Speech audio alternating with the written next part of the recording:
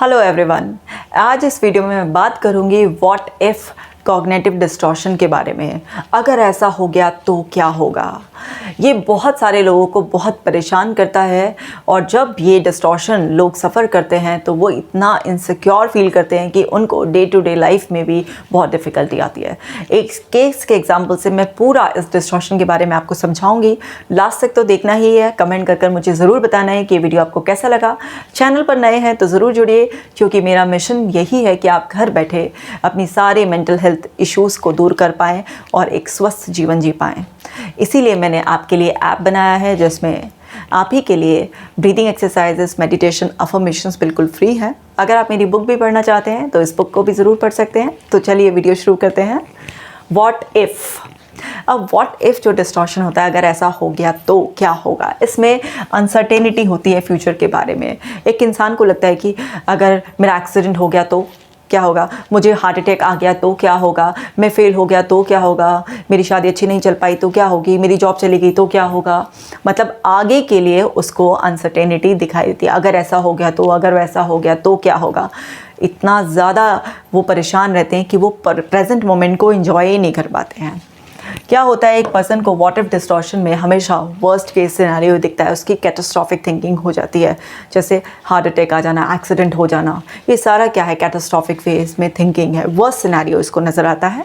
ऐसे ही feelings as reality ले लेता है उसका दिमाग। ये उसकी फीलिंग ही होती है, उसके पास कोई ऐसा एविडेंस नहीं होता। लेकिन ऐसा हो गया तो, ऐसा हो गया तो उसको ऐसा लगता है कि जो उसको लग रहा है ना कहीं उसको कुछ इंट्यूशन हो रही है, ऐसा हो जाएगा। वो फीलिंग्स को एक रियलिटी मान लेता है और साथ ही साथ ओवर थिंक करते रहते हैं। ऐसे लोग बार बार सोचते रहेंगे उसी के बारे में, कहाँ से कहाँ तक खिचड़ी पका लेंगे पूरा सा। अब ज़रा समझ लेते हैं एक एग्जाम्पल से। बिल्कुल यंग पर्सन, 32 ईयर्स ओल्ड, उनको हमेशा ये रहता है कि मेरे को हार्ट अटैक आ जाएगा, हार्ट अटैक आ जाएगा, हार्ट अटैक आ जाएगा, हार्ट अटैक आ जाएगा तो डेफिनेटली मैं मर जाऊंगा, मैं मर जाऊंगा तो मेरे परिवार का क्या होगा, मैं अपने परिवार का एक अकेला करने वाला बेटा हूँ, मुझे हार्ट अटैक आ जाएगा तो क्या होगा। हार्ट अटैक का वहम दिमाग में घुस आता। कुछ ही दिनों बाद ये हो गया कि अगर मुझे ब्रेन हैमरेज हो गया तो क्या होगा। सो इस तरह से ब्रेन हैमरेज, हार्ट अटैक, ये उनके दिमाग में एक्सट्रीम चीज़ें चली रही थी। कुछ ही दिनों बाद उनके दिमाग में डेवलप हो गया कि मेरा अगर एक्सीडेंट हो गया तो क्या होगा। मेरे को तो इतनी चिंता रहती है, मेरे को तो इतनी ओवर थिंकिंग रहती है, मेरा तो दिमाग ही कहीं नहीं लगता है, मैं तो काम भी नहीं कर पा रहा हूँ।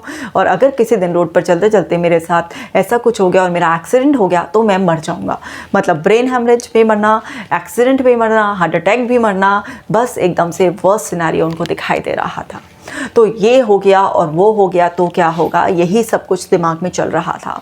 जब उनसे पूछा गया उनके 32 साल के जीवन के बारे में तो पता चला कि ऐसा अभी नहीं उनके साथ, अभी तो बहुत सीवियर लेवल पर हो रहा था, लेकिन पहले भी ऐसा होता था कि जब वो पढ़ते थे तो एक अच्छे स्टूडेंट रहे हैं हमेशा से, लेकिन दिमाग में आता था अगर मैं फेल हो गया तो क्या होगा।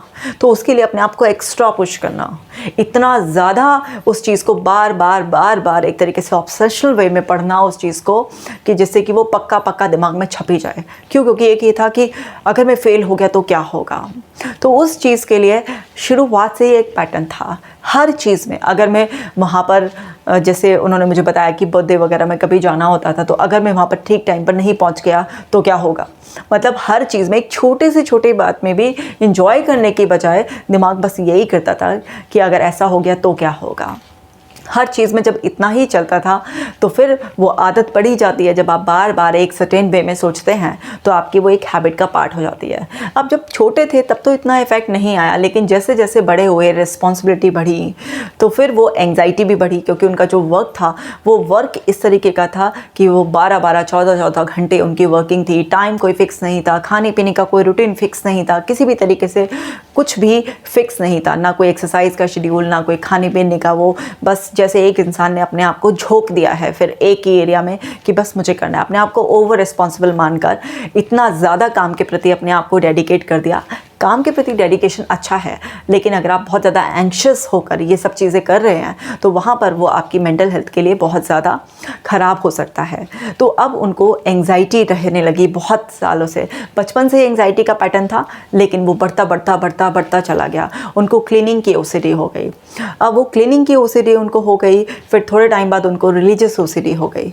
अब क्लीनिंग की ओसीडी, रिलीजियस ओसीडी हो गई उनको, लेकिन फिर भी वो जो ऑब्सेशनल वे आते थे उसको अवॉइड करके समझ के कि फालतू विचार थे, कुछ नहीं होता इनसे, और वो अवॉइड करते गए और फिर भी बस अपना काम काम काम काम करते गए। अब वहाँ तक जब तक ये उनके दिमाग में क्लीनिंग के या फिर रिलीजियस ओसीडी के थॉट्स आते थे, वहाँ तक उनके लिए मैनेजेबल था, मतलब उससे इतनी बॉदरेशन नहीं थी। लेकिन क्या हुआ कि उनके एक फ्रेंड की डेथ हो गई और डेथ का सोर्स बना हार्ट अटैक। और हार्ट अटैक की कई सारी और भी घटनाएं उन्होंने सुन ली कि इस तरह से हार्ट अटैक से डेथ हो गई है, यंग लोगों की डेथ हो गई है। अब वो जैसे ही उन्होंने 4-5 इस तरीके के रेफरेंस कलेक्ट करे कि हार्ट अटैक से यंग एज में भी डेथ हो जाती है, और उनको ये एंग्जाइटी तो पहले थी, थोड़ा उनकी हार्ट बीट पहले ही बढ़ी रहती थी, परेशानी रहती थी, तो उससे उनके दिमाग ने पकड़ लिया कि अगर मुझे हार्ट अटैक हो गया तो क्या होगा, व्हाट इफ। बस उसके दिमाग में अगर मेरे साथ ये हो गया तो क्या होगा, अगर मेरे जो एक्सीडेंट हो गया तो क्या होगा, मेरे को ब्रेन हेमरेज हो गया तो क्या होगा, दिमाग की नस फट जाएगी तो क्या होगा। वही चीज़ दिमाग में बस घूमती रही और उनको हर दिन इतनी सीवियर एंग्जाइटी होने लगी कि रोने का मन करना, बहुत ज़्यादा परेशान होना। इतने सारे डॉक्टर्स को दिखाया, इतना ज़्यादा अपने टेस्ट कराया, सारे टेस्ट नॉर्मल। हर डॉक्टर ने बोला कि भाई आपको एंग्जाइटी है, कोई ऐसी चीज़ नहीं। किसी तरीके के एविडेंस नहीं थे कि जो उनको ये प्रूव कर सकें कि इनको हार्ट अटैक आने के चांसेस हैं, कि भाई कोई कोलेस्ट्रॉल बढ़ा हुआ नहीं है, किसी तरीके की कोई ब्लॉकेज नहीं है, किसी तरीके का कुछ नहीं। सारे टेस्ट रिपोर्ट्स बिल्कुल नॉर्मल थे, लेकिन फिर भी दिमाग में लगा रहता था हार्ट अटैक आ गया तो क्या होगा, हार्ट अटैक आ गया तो क्या होगा, हार्ट अटैक आ गया तो क्या होगा। बस यही सब कुछ। कभी वो ब्रेन हेमरेज पर शिफ्ट हो जाता था तो कभी एक्सीडेंट पर शिफ्ट हो जाता था, लेकिन व्हाट इफ उनके दिमाग में चलता रहता था, अगर हो गया तो क्या होगा, यही सब कुछ चलता रहता था। तो अब जब ये केस पूरा समझने के बाद पता चला, तो ये तो पता चल ही गया कि समझ में कि शुरुआत से इस चीज़ का पैटर्न था, क्योंकि मैं अपने हर वीडियो में बता रही हूँ कि जो चीज़ अब आप एक्सट्रीम वे में सफ़र कर रहे हैं उसका पैटर्न कहीं ना कहीं बीज उसका पहले ही होगा, और वो बीज ही अब बड़ा पौधा बन गया है, बड़ा विशालकाय वृक्ष बन गया है। तो अब आपको समझ में आ रहा है, आपको वो सफ़र करा रहा है, तो आपको क्या करना है, उसकी जड़ ही उखाड़ कर फेंकनी है। तो वो सारी चीज़ें जब उनको पूरे इंसिडेंट्स जो जिस तरीके से वो सोचा करते थे, तो उन सारे इंसिडेंट्स को जब उन्हें बताया गया कि देखिए अगर आपने इस तरीके से ना सोचा होता और इसको दूसरे वे में आपने सोचा होता तो क्या अभी भी आपको इस तरीके की हैबिट पड़ती, इस तरीके की हैबिचुअल थिंकिंग पड़ती। तो उनको समझ में आने लगा कि वो शुरू से ही इस तरीके से सिचुएशंस को एनालाइज करते आए हैं, इस तरीके से सोचते आए हैं, इस वजह से ऐसा हुआ। तो अब ये जो व्हाट इफ थिंकिंग डिस्टॉर्शन होता है, इसको दूर करने का तरीका क्या होता है, समझिए। लाइफ अनसर्टेन है, नेक्स्ट मोमेंट में आपके साथ क्या होगा इसकी डेफिनेट प्रेडिक्शन कोई नहीं कर सकता है। कई बार बिल्कुल हेल्दी इंसान को भी कुछ हो सकता है, और कई बार कोई इंसान बीमार होने के बाद भी बहुत साल खींच सकता है। आपकी बॉडी में जो भी चेंजेस आते हैं, जिस भी तरीके के आप सिम्टम सफ़र करते हैं, जो भी आपके बॉडी पर किसी भी तरीके की कुछ भी प्रॉब्लम आती है, उसका आपके थॉट पैटर्न से बहुत ज़्यादा कनेक्शन है। अगर आप हर बार यही सोचते रहेंगे नेगेटिव वे में कि ऐसा हो जाएगा, तो आपकी ब्रेन केमिस्ट्री भी चेंज होगी और आपकी बॉडी में भी उसके चेंजेस आएंगे और वो लक्षण पैदा होने लगेंगे और आपका फियर और ज़्यादा बढ़ जाएगा। तो सबसे पहले आपको अपना थॉट पैटर्न करेक्ट करना है। अनसर्टेनिटी है, मैं इस बात को मना नहीं कर रही, लेकिन अगर आप इस तरीके से अनसर्टेन वे में सोचेंगे और रिस्क को कुछ ज़्यादा ही कैलकुलेट कर लेंगे तो आप बहुत परेशान रहेंगे। देखिए अगर आप रोड पर जा रहे हैं तो एक्सीडेंट होने की पॉसिबिलिटी तो है, लेकिन कितने % है, बहुत कम है। आपके हाथ में क्या है कि आप अगर कोई भी व्हीकल को ड्राइव कर रहे हो तो आप उसे सही तरीके से रूल्स एंड रेगुलेशंस के हिसाब से माइंडफुल होकर ड्राइव करें, आप अपनी तरफ से कोई लापरवाही ना करें। लेकिन अब फिर भी रिस्क है कि हो सकता है आप सब कुछ सही चला रहे हो, लेकिन फिर भी अगर किसी दूसरे की गलती की वजह से कुछ इस तरीके की मिसहैपनिंग हो सकती है। लेकिन आप क्या करेंगे? क्या आप बाहर निकलना छोड़ देंगे? क्या वो एक सोल्यूशन है? नहीं। आप रिस्क को ज़ीरो नहीं कर सकते हैं, रिस्क को केवल मिनिमाइज़ कर सकते हैं। आपके हाथ में क्या है? हार्ट अटैक आने के चांसेस, तो आपके हाथ में क्या है कि आप अपना हेल्दी लाइफस्टाइल फॉलो कर सकते हैं, आप डेली एक्सरसाइज कर सकते हैं, अपनी डाइट का ख्याल रख सकते हैं, आप अपने थॉट पैटर्न को करेक्ट कर सकते हैं। आप अगर कुछ भी कोई सिम्टम हल्का सा भी नज़र आता है, उसके बाद आप जो है ना अपने लाइफस्टाइल को करेक्ट करने के लिए कुछ एक्शंस ले सकते हैं, आप डॉक्टर की हेल्प ले सकते हैं। ये सब आपके हाथ में है, आप कर सकते हैं। तो जो चीज़ आपके हाथ में है, जो एफर्ट्स आप डाल सकते हैं अपने आप को हेल्दी रखने के लिए, अपने आप को सेफ रखने के लिए, आपको उसी पर फोकस करना है। लेकिन करते करते भी कुछ ना कुछ % अनसर्टेनिटी तो रहेगी ही रहेगी, कुछ ना कुछ तो रिस्क रहेगा। तो रिस्क को कभी ज़ीरो नहीं किया जा सकता। तो यहाँ पर हमें क्या समझना है कि ये जो व्हाट इफ वाला जो है ये अनसर्टेनिटी के बारे में है, अनसर्टेन फ्यूचर दिख रहा है। तो हमें एडमिट करना है कि यस कुछ रिस्क तो है, ठीक है ना, लेकिन रिस्क को ज़ीरो नहीं किया जा सकता। आप ज़ीरो नहीं कर सकते, आप केवल रिस्क को मिनिमाइज़ कर सकते हैं। आप इसको मिनिमाइज़ करने के लिए अपने बेस्ट एफर्ट्स डाल सकते हैं। जो भी आपके लाइफस्टाइल में, थॉट पैटर्न में करेक्शंस हैं, आप वो कर सकते हैं। मतलब आप जो अपने हाथ में है वो कर सकते हैं। देखिए, अगर आपको लग रहा है कि किसी सिचुएशन को संभालने के आपके पास सॉल्यूशन हैं, तो फिर चिंता करने की तो कोई बात ही नहीं है। अगर आपको लग रहा है कि कोई सिचुएशन आपके कंट्रोल से बाहर है, आप उसके लिए कुछ भी नहीं कर सकते, फिर भी आपको चिंता नहीं करनी है। क्यों? क्योंकि आप जब कुछ कर ही नहीं सकते तो चिंता करने की क्या बात है उसमें। तो आपको ये समझना है कि हर सिचुएशन में आपको रिलैक्स ही रहना है, क्योंकि आप रिलैक्स रहकर ही उस सिचुएशन के रिस्क को मिनिमाइज़ कर सकते हैं। मान लीजिए कोई सिचुएशन ऐसी है जिसका अभी आपको कोई सोल्यूशन नहीं नज़र आ रहा है, आपको बहुत ज़्यादा परेशानी, एंजाइटी होगी, तो जो सोल्यूशन आज नज़र नहीं आ रहा है और कोई और बताएगा ना, तो आपका दिमाग उसको भी एक्सेप्ट नहीं करेगा। या आपके पास कोई अच्छा आइडिया कुछ टाइम बाद आ सकता था, वो भी नहीं आएगा, क्योंकि जब आपका माइंड एंजाइटी मोड में होता है तो बहुत रिएक्टिव मोड में होता है। और रिएक्टिव मोड में वो फियर को, जो भी आपका जो थ्रेट्स होते हैं उनको इतना ज़्यादा मैग्नीफाई कर बताता है कि आपको सोल्यूशंस दिखाई नहीं देते हैं। कोई अगर सॉल्यूशंस बता भी रहा होता है तो आपको वो सॉल्यूशंस समझ में नहीं आते हैं। तो सिचुएशन में अगर आप कुछ कर सकते हैं या नहीं कर सकते हैं, दोनों ही केस में आपको रिलैक्स ही रहना पड़ेगा। अब रिलैक्स कैसे रहें कि मैडम ये सुनने में तो बड़ा आसान लगता है, लेकिन रहें कैसे?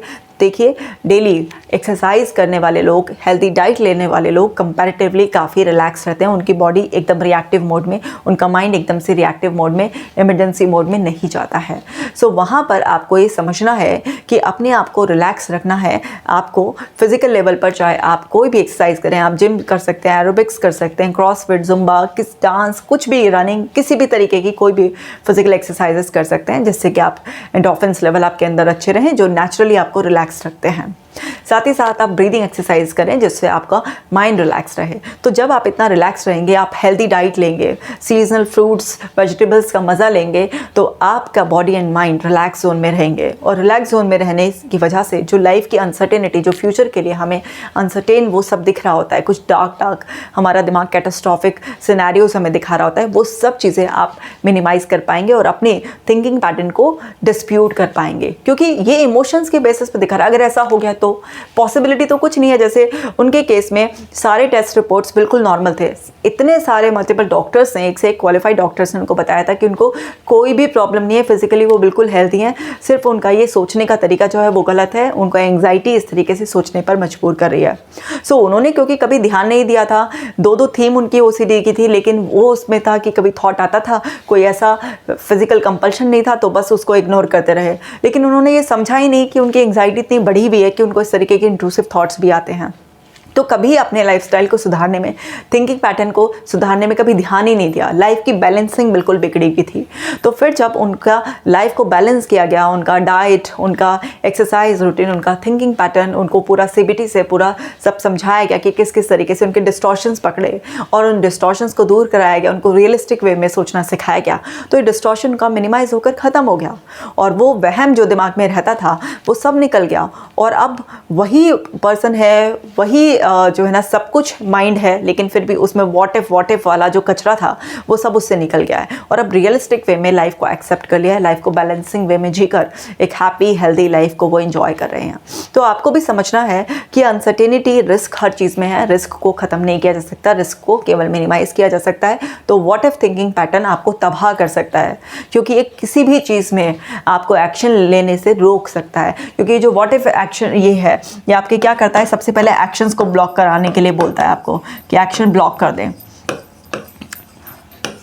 आपको एक्शंस को ब्लॉक नहीं करना है, आपको एक्शंस लेने हैं, क्योंकि आप रीजनेबल वे में रिस्क को कैलकुलेट कर अपने आप को सेफ रखकर एक्शन लीजिए, क्योंकि ये दिमाग जब आपको इस तरीके से व्हाट इफ वाला बता रहा है तो ये तो आपको बिल्कुल एक जगह फ्रीज करना चाहता है। ये तो चाहता ही नहीं है, ये तो चाहता है कि आप डर के मारे बैठ जाएं, लेकिन डर के आगे ही जीत है।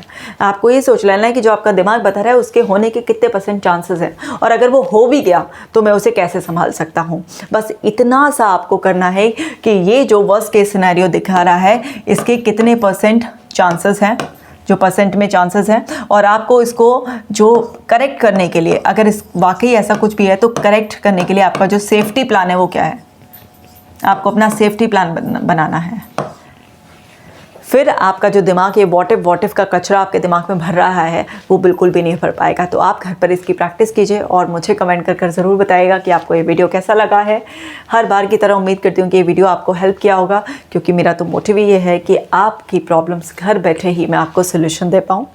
आपने अगर अभी तक भी मेरे चैनल को सब्सक्राइब नहीं किया है तो उसको ज़रूर सब्सक्राइब कर लीजिए, क्योंकि हर ट्यूसडे और सैटरडे रात को 8 बजे एक यूज़फुल सोल्यूशन ओरिएंटेड वीडियो आपके लिए मैं ज़रूर डालती हूँ। वो आपसे मिस हो जाएगी अगर आप इसे सब्सक्राइब नहीं करेंगे। तो मैं मिलूँगी आपसे अगले वीडियो में, तब तक आप अपना ख्याल रखिएगा।